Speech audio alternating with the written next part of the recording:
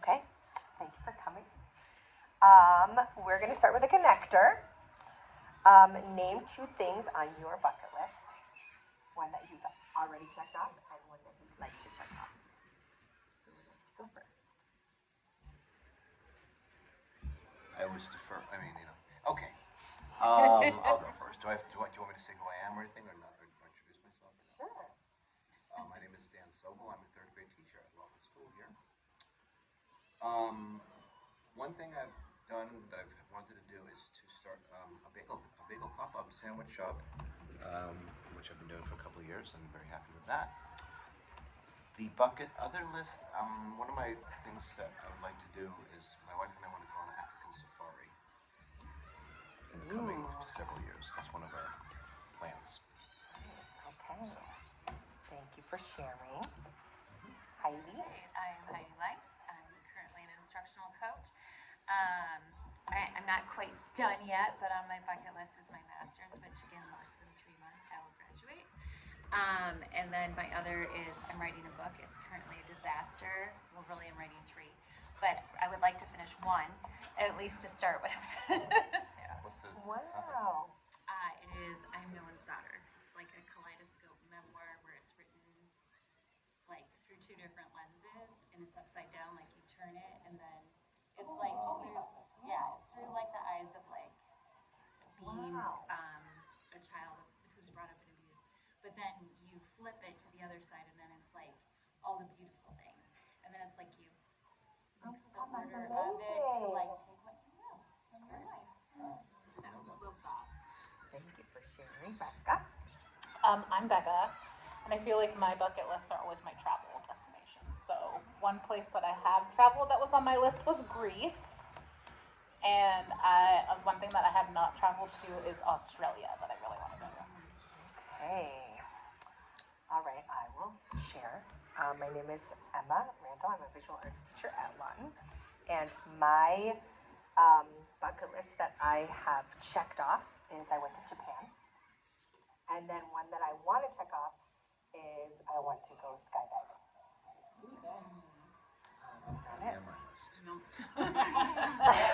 Afraid of heights. Yeah, kind of I like a risk taker. Yeah. Okay. So, thank you for coming to our community of practice. I wanted to start off with setting up some norms because it's really important for us to share what we expect from this meeting and how we are going to communicate effectively. I had one of my norms I think is to stay on topic. That's one of my norms that I think is really important. How about, yeah? Does everybody agree with that? Sure. Okay, can that be one of our norms? Okay. Sure. And does anyone else have any kinds of norms that is really important? Start on time, end on time, because I have a second job I have to get to. For sure. Or, okay. Becca? I always just like the norm: step up, step back. And how about Dan? Respect the process. I like that. So we have stay on topic, be aware of the time, step up and step back, and respect the process. And we are all on board with that. Yes. All right. Like such teachers. Oh my gosh. Okay, so we're going to go to the topic. Okay. We're going to discuss what our problem of practice is in our classrooms, in our school, and some data that we can look at to see where we're going to go with this and what kind of implementations we are going to take to deal with our problem. So I was thinking we had some focal students writing, reading, some ELs, some IEPs. And so the problem practice would be, what should we concentrate on? Writing, reading. I'm curious what you think, Heidi, because you know more. Because I feel like with writing, since we got, well, it's a new curriculum first for reading and writing, but writing seems like something that might change next year, so I don't know. I don't know. I wanted to hear your insight if I you think know. that'll change less than, say, math. I mean, I think obviously Okay. math's really going to change. Unfortunately, while the writing isn't as stellar as we would hope, the new curriculum with the budget crisis, I don't necessarily foresee any. I don't think they're going to be able to improve it in any way, shape, or form much more than what they have in the next year. I think next year the focus will be the new math curriculum, and then they have complained about the ELD slides to HMH, who says they're going to write them this summer. Okay. Since I guess we paid for them to be written, and they're terrible. I guess I was just wondering because I did get an email from Nikki Thornton about the writing thing that I'm not a part of. I was wondering if you were a part of that. And no, I haven't been able to because it overlaps with a different meeting I'm part of, but I know they are looking to strengthen. Okay, so it'll just be. I think strengthen is the key word versus not necessarily new curriculum. Okay. For me, I mean, they're interconnected, of course, reading and writing, but I mean, the writing, I think, is the one I would focus on more. And we see the curriculum changes, but the goals of writing, I think, remain sort of the same. We want for students, I know for third grade, we want to do good personal narrative, we want to do opinion writing. So I don't think those focal topics change over curriculum changes, but the process of writing effectively is always one of the bigger challenges, and especially for lower performing students. Now, reading, of course, comprehension is always a problem, but writing effectively, that's one of my goals is to be able to have kids be able to write effectively and clearly for an audience. So I would say more towards the writing. Okay. If I were Yeah, I think that's. You might have more authentic data with the writing assessments too, rather than stars. And what kind of data Nebulous. is available as far as the writing? As far as Well, we have classroom product that we all teach. I mean, Becca and I, she teaches seconds, and I teach third. But we do again narrative. The goal of third is to write a good 5-paragraph essay of some sort. A narrative, informative, opinion. Is also persuasive. So I have data of kids writing. okay. Some of it has gone home, but I actually have in my classroom now a recent piece of writing that the kids just did on informational writing. Yep. And they've been doing, everybody, whole school, content teachers, ELA, have been doing pre-assessments, and I think you were done. Third grade's still going to be finishing them, but you want to explain that because I know you're at your own arts meetings during that time. Yeah, we've been doing pre and post assessments. So we before we start a new unit of writing, whether that be informational or opinion, we would start by asking them to write in a 45-minute period on one topic with a prompt, and then once we finish teaching the content for that area, then we would ask them again to write with the same prompt, and then we would basically assess out the areas of growth and the areas of need, what we were able to hit as our teaching points. It also helps to directionalize like what we want to teach within the unit when we grade our pre-assessments. Okay. Is that a strategy that you think is working? It's a strategy that I used at John Muir that worked really well, but we use different rubrics than the ones that I felt that the rubrics that we're using now are pretty general. Are you using the EWA now? Yeah. But we used to, and I know Lucy Calkins is out, but Lucy Calkins had a rubric. I don't think her rubrics made to the app. Okay. She had a really good rubric that had like 6 different, I think it was six different elements that we were grading on. So it was more specific, whereas the EWA rubric is just like grammar all together, and then introduction all together. There's like 3 things that we grade on, whereas Oh, okay. Lucy Hawkins was more in depth. We have a few more topics in third grade. Okay. We said 3. We have like 4 or 5 Oh, okay. that we focus on. And you use the EVA, right? Everybody, yes. K5, I think, for that assessment used EVA. Yes, yes. I think that was more just so we're aligned. Yeah. I don't know that that's necessarily the best assessment. So I have those pre and post assessments. You did your pre, right? We've done a pre. We've actually done 2, but I don't know if you're doing the same topic. Yeah. Okay, we're in third grade. I thought we were going to, but they did 2 different topics for the first 2.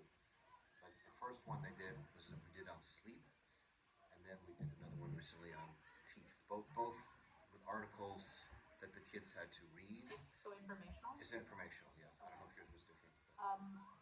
Ours was, I guess, informational. It was why they're unique. It's more of a narrative thing. See, we talked about this in ILT, and we were thinking it was a narrative, but then Latrice was saying that she thinks it's informational. Technically, by the district or by the curriculum, it is an informational. Okay. So just basically stating, something and then giving reasons why, which is kind of the same as an informational would be. What we found after with 4th grade, theirs was a little nebulous like that too, is that it maybe made the assessment more challenging when it was something like based on self or opinion based, or like they had to talk about a lie, like when they got caught in a lie and some of the kids didn't want to write about why they lied or they said they never lied, which I think, so it's just something to consider for the future. Is certainly there's nothing wrong with that prompt. Maybe in a situation like this, that's a tricky prompt. Yeah. I don't know. Yeah, and then again, we're doing the final one in third, which is actually on a third topic. Okay. Which is neither of the first 2, and that's, I guess, I'm not sure why, but that's what we discussed, and that's what the team came up with was the third topic, which we give them no assist. They just have to write on their own. But also informational. Yes. Okay. So that's upcoming. But they're giving them information on bears versus before it was information on teeth or sleep. Yes, and we kind of, and it had a It was very strict. packet. It had a sort of a prompting packet of working together with each other, the teams, and discussing. Which on the final one, it's just supposed to be completely independent. So. And so you have how many focal students? It's kind of a little bit amorphous for me because I have a couple IEP kids. Well, I have one definitive IEP kid. Then I have 2 kids with speech, and that's IEPs. And then I have a couple of kids who kind of should be, but they don't have IEPs, but they need help and they get help. Yeah. So I would say 4 or 5 kids who receive some extra assistance from our speech teacher, and also we have paras who come in and push in. So I would say 5 right now. Okay. And so, I think we'd like to let's for this specific meeting and our goals here is we want to concentrate more on the IEP kids, or the ELs, and I think the ones that have data. Can we do 504 too? I think that's okay. I mean, And you want to keep a number? I don't have any. yeah. Maybe we want- can make it like 2. Yeah, do you guys think? that's fine with me. Yeah, and then my other question is, should we find a topic that both you and I can do together? Like, what are you gonna do after this bears? In the writing area. Yeah, because I can be open, because technically we're supposed to do procedural text, but we already did it with our recipe writing, so I could keep that 3-week mod open for whatever you're gonna do. I think opinion is our next. I would love to do I'm opinion not positive, again. to be honest with you, So do you but I want me to believe in check it. unity? Sure. Yeah, I can do it. I would Sure. personally love to do opinion again, because I didn't feel like I did the best job on it before. I'm happy to do that. Okay.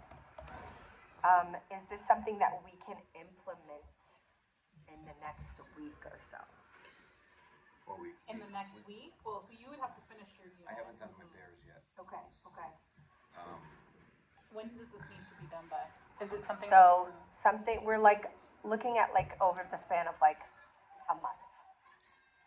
Okay. I could try to do my bears next week and then just jump into opinion writing. Okay. Okay, so that would be. Yeah, and then finish it with a month, I think. I could finish up my personal narrative next week and then jump into opinion writing. So I need 1 week. Okay. Okay. And I have a whole unit of opinion writing, which I've sort of gathered in my illustrious career. And in It's informational text is what is in Unit 8. But you just did informational. I did. What's after that one?